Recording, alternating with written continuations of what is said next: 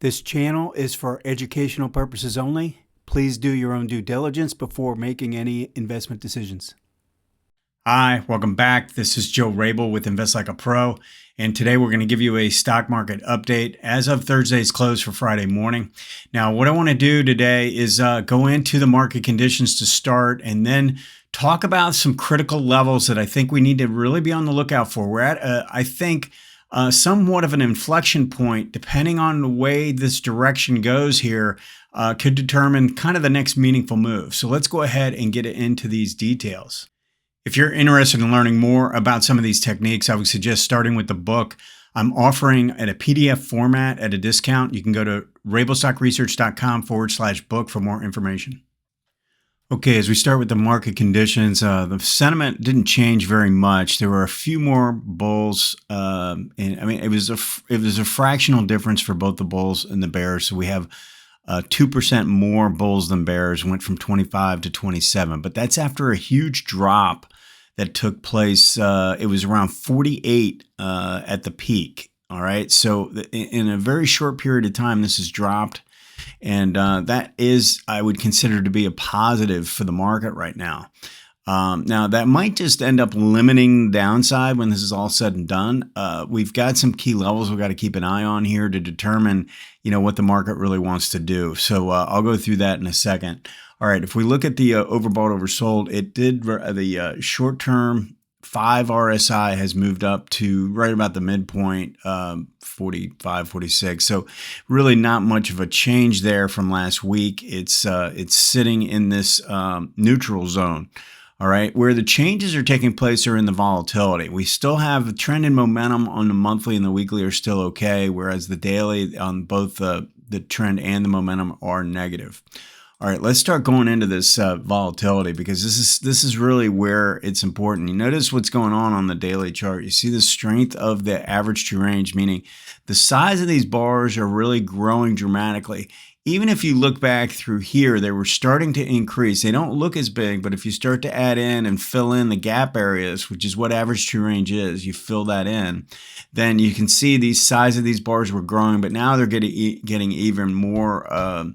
The size of them are growing. We don't even have gaps associated with it. So you can see how it's evolved since February. Right around the late part of February, we started to really see this jump up.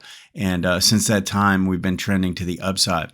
Where it becomes important now is what's taking place on the weekly. This is officially now above a rising moving average. So the average true range on the weekly chart is starting to grow. You can see the size of these bars are really starting to shift in terms of their size. So especially if that continues during a rally or some kind of consolidation here, and we get this really kind of turned back to the upside while this stays up, you just have to be a lot more careful. And what I talk about in my course, the third course, is dedicated to how to use this to help you make decisions in terms of how much to invest or what to invest, what time frames to be focused on.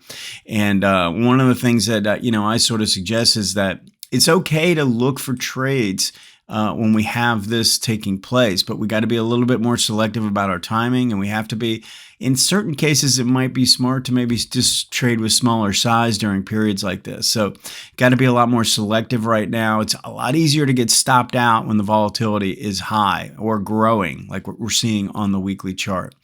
All right, let's move over to the individual time frames. It looks like market is going to be up to start. Well, it's hard to say because the jobs report is coming out here in this morning. So we'll have to see what kind of effect that have. The market right now is up. The futures are up based on the Apple earnings. So, I think the jobs report trumps the Apple earnings, and my feeling is whatever comes from that will probably affect the futures and how the market starts out. But let's just focus on the keys here. So we've got this extended market, extended away from the 18-month line. Now that doesn't mean it can't keep going.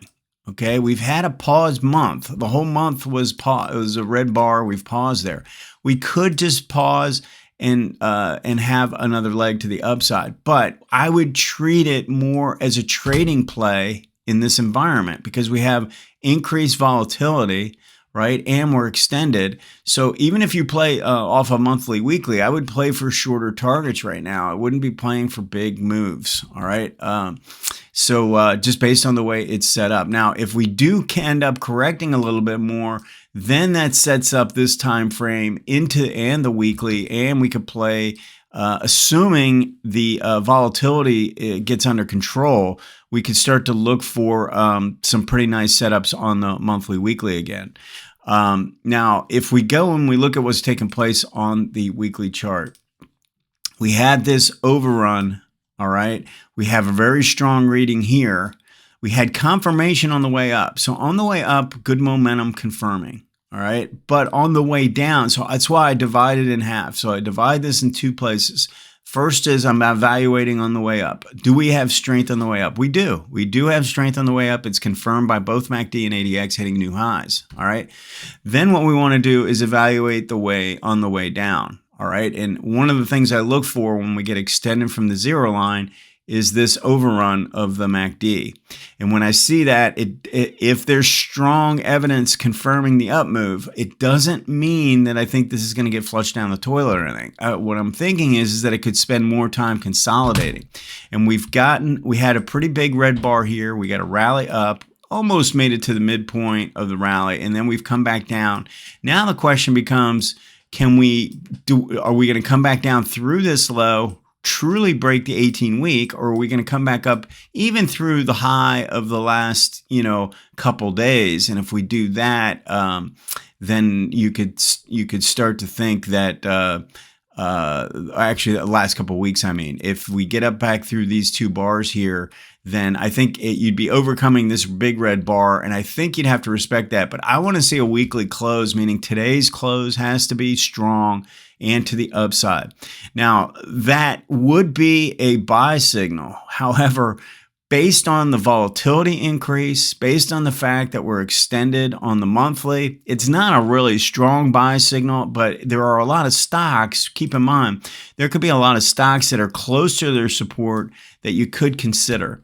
All right. So we want to consider that and respect it if it plays out that way. So if we have a big, strong, huge green bar today that clears the 40-day moving average, let me zero in on this here. We would need this to be strong enough to really get the green DI going.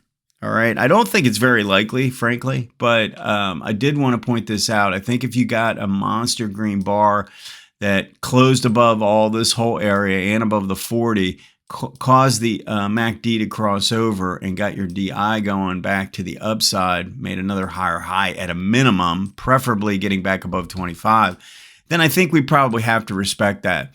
I'm not necessarily calling for that. I'm just saying right now we've got an uptrend on this time frame with good momentum. All right. I have to kind of respect that. Now, I also want to respect the strength of the decline, and that's why I wouldn't have been interested on this first move up. But now look at what we've done. We've gone into the zone and we've come out. We're testing this low. This is really important. Now, I know the MACD hasn't crossed over, but this is like a double bottom in MACD. You see what I mean? It moved up and now it's kind of come back down again. So if we turn back up and we cross back above the signal line, certainly if we can get back above the zero line and get back above these two moving averages, you have to look at it as a 2-time frame buy signal. All right, because this is strong. It's not obviously I like it when there's not a lot of strength in the sellers at all. And when we see this, I'm typically looking for green to the upside. But and if I'm looking at an individual stock and I'm looking to play an individual stock, I'm looking for probably more evidence than what I'm talking about right here. But when we're talking about the market and how quick it can move and the volatility can shift, I think I have to be respectful of a test of an 18 with strong momentum that has forced another bottom, meaning we've made a double bottom now and we turn back to the upside. So that's how I'm reading this. It's a little bit tricky here because we're stretched away from the 18-month. Ideally, we'd actually like to see this break this 500 mark, come down a little bit more. I've got support in the S&P around 4,800, 4,900. If we do that, we could spend a little bit more time consolidating and I think set this up a little bit closer to the 18 months, which I think would be a much better buying opportunity. All right, so we have to see what kind of noise we get on today's news about the economy and about jobs. It's very possible we could have a bad day that takes out the lows, or we could have a really strong day that takes out the highs. We just need to be prepared. And what I'm telling you is that if I had a stock that looked like this, I probably wouldn't trade it. All right. But I don't want, if you have a really nice looking pattern that has broken out, pulled back, has good momentum conditions in place, I don't want it to prevent you from taking advantage of that because we still are in an uptrend. You just have to change your approach to how your style of trading. And this should be in your trading plan. This is something, again, I talk about in the third course, where if the volatility is high on these, then you probably want to play for quicker targets. And sort of take advantage of that. All right. So anyway, let me know if you have any questions, and we'll see you next time.